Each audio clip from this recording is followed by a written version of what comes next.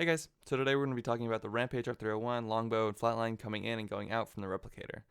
EA just released a new article on their website talking about the storm point changes, and in the map view, the R301 and Rampage were shown to be going into the replicator. So the Longbow coming out of the replicator is going to be probably the less impactful of the two coming out of the replicator, of the Flatline and Longbow. The usage rates of it before it went into replicator were decent. It was a usable gun. A lot of people did love it a lot, just like me. But also, it frankly, to be honest, it wasn't the best gun in the world.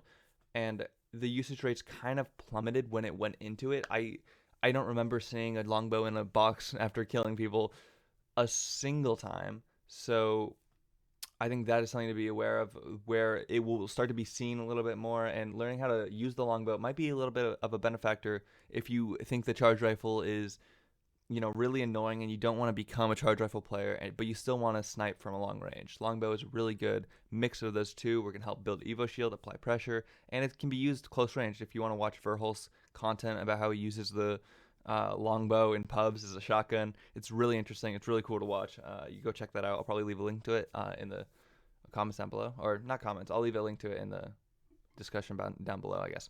So next is the Flatline. The Flatline coming out of the replicator will have a really noticeable impact, which is different than the Longbow. The heavy meta next season will be really strong. Spitfire most likely coming out of care package.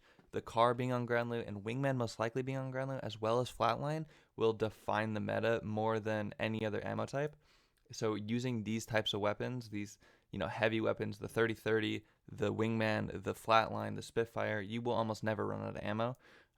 So keep this in mind when going into next season and you're practicing recoil patterns and you want to perfect what guns to use. In ranked, heavy guns will almost be a necessity to run, as well as a shotgun most likely, because it will be, I guess, World's Edge and Storm Point. You don't really need to run shotguns on Storm Point, but it'll still be kind of nice if you want to have more aggressive, high-tempo games on Valk or Ash, right?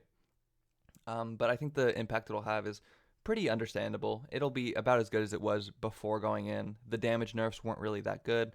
It didn't really impact the gun that much, and heavy being on the ground everywhere, it fixes a problem that the Flatline didn't even have before, which was ammo. Would just make it so much less of a problem. You'll never have to worry about ammo, so keep that in mind when going into next season.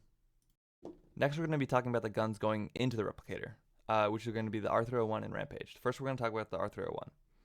The R301 is going to be really strong next season, but not nearly as strong as it was. First of all, the thing we got to talk about more than anything else is Light's drop off in the meta.